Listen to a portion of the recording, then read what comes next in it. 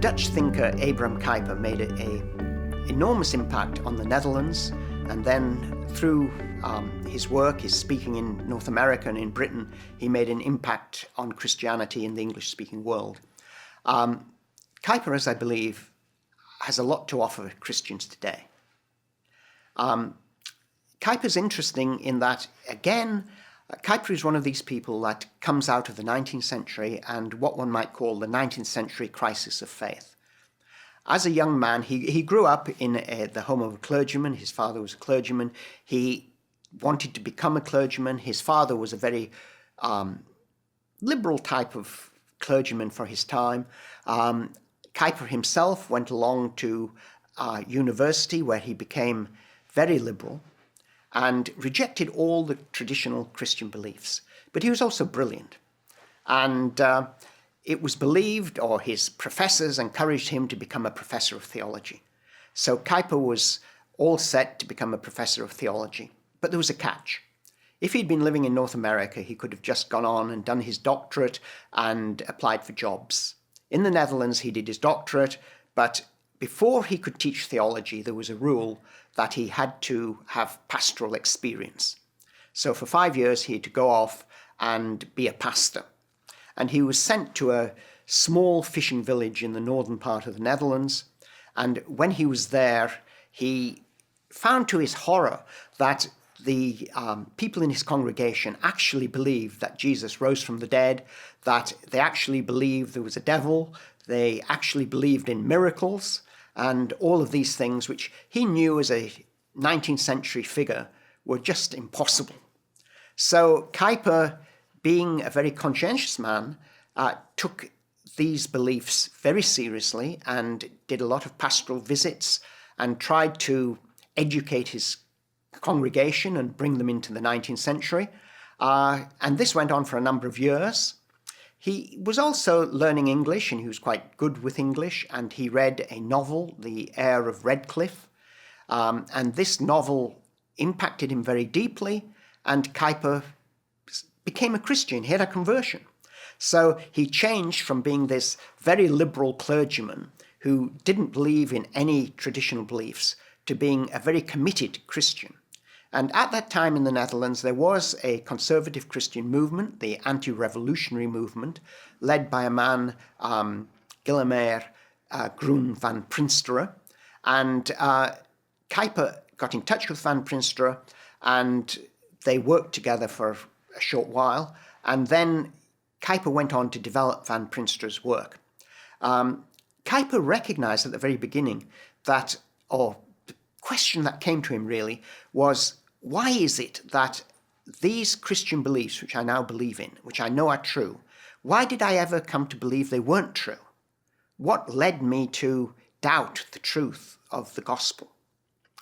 Kuyper's conclusion was that he had been essentially brainwashed, that he'd gone through an educational system that taught him that in the modern world you can't believe these things. There's a conflict between religion and science. Science is true. Religion is a matter of speculation, and we know that things like miracles can't possibly exist.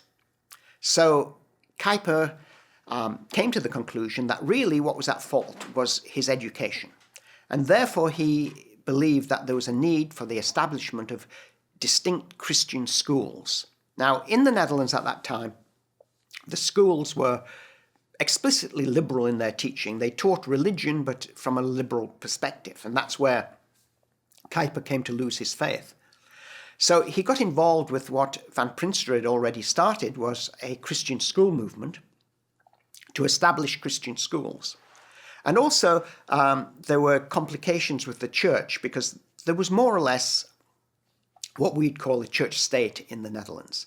And it imposed, to a large extent on its preachers and things, a liberal doctrine. And Kuyper also became associated with breakaway groups from that church, who, until the late 19th century, were persecuted in practical ways by the state. When I say practical ways, if people belonged to a dissenting group, they could have members of the Dutch military billeted in their homes and things like this. So that didn't really help the dissenters. And there were a number of splits in the 19th century, schisms from the state church over issues of belief and traditional Calvinism. And Kuyper was converted to traditional Calvinism.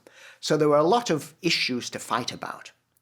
Kuyper was brilliant in his organization. He organized in a way which Van Prinster had never really been able to do, the Christians, the Orthodox Christians, to oppose what was going on in the Netherlands, to fight for Christian schools, to fight for the freedom of the church, and all of these things. And to do this, he established his own newspapers. I say newspapers because he established a daily newspaper and a weekly newspaper.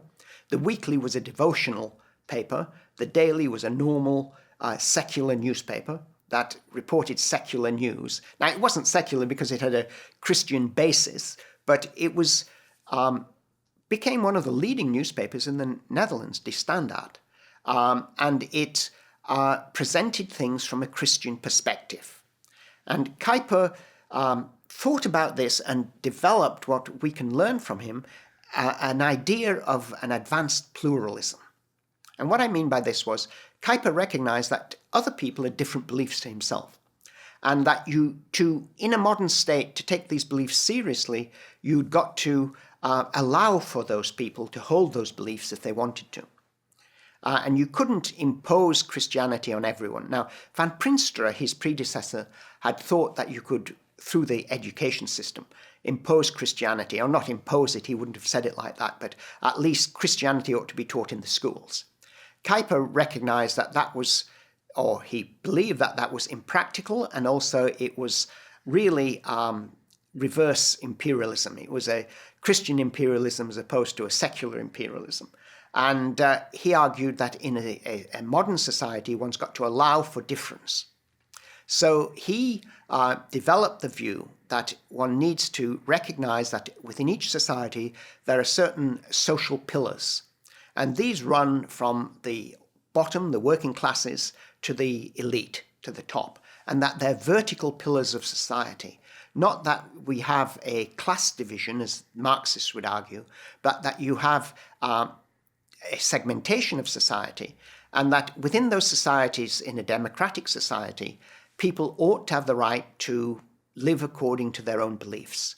And parents ought to have the right to educate the children according to their own beliefs. But also trades unionists and others ought to have the right to conduct union negotiations according to their beliefs. And this ended up in the creation of a very complex society, which allowed for different types of belief to operate in the society. There's a book by a British author, Christopher Bagley, called The Dutch Plural Society, where he compared race relations in the Netherlands in the 1960s and early 70s with race relations in Britain. And he argued that the Netherlands did a lot better because of this pluralization or pillarization of society. And so Kuyper made room for Christians and recognizing the secular blocks in society. And they did interesting things, or at least following from Kuyper's development, some interesting things developed. For example, in terms of news broadcasting, we've got all sorts of television channels in North America. You've got CNN, you've got Fox News, and you've got other groups, all competing with different types of ideology. And in Canada, where I live, you have the Canadian Broadcasting Corporation and various independent channels. All of them, when they report the news, rather irritatingly, confuse reporting the news with commentary on the news. So they'll report an event as happened, and then they'll have somebody interviewed and they'll give a commentary on what's happened, give their opinion on it. In the Dutch Radio and Television Act, this isn't really allowed. What they have is that there is news reporting, and the main news has got to really stick as closely as possible to the facts. What happened today? What did the Prime Minister say? What did the opposition say? Without any sort of commentary. If there was an accident, you report the facts of the accident. And then, afterwards, they have separate programs where some sort of commentary is made on those events. And each ideological bloc within society gets time allocated to them according to the number of people in the society that agree with that belief system.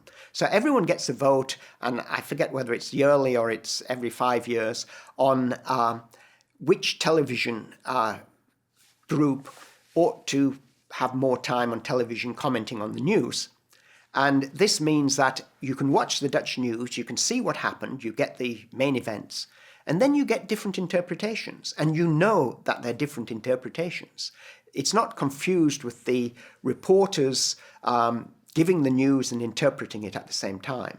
So you can get a left-wing interpretation, you can get a green interpretation, you can get a Christian interpretation of the news on Dutch television.